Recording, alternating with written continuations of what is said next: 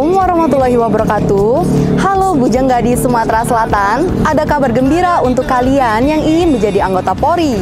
Akan dibuka penerimaan anggota Polri tahun 2022.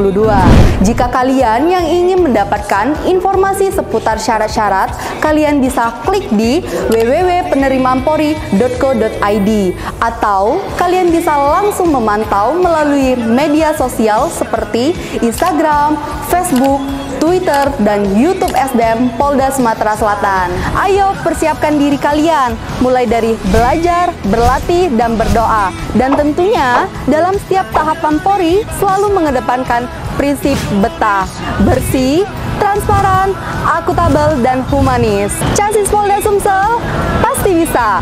Salam presisi.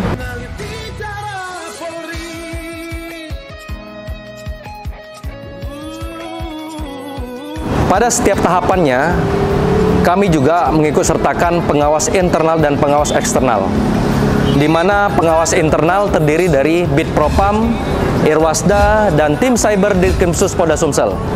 Untuk pengawas eksternal, kami juga melibatkan LSM yang terpercaya seperti Himpunan Psikologi, Ikatan Dokter Indonesia, tim audit IT, dan lembaga yang terkait lainnya.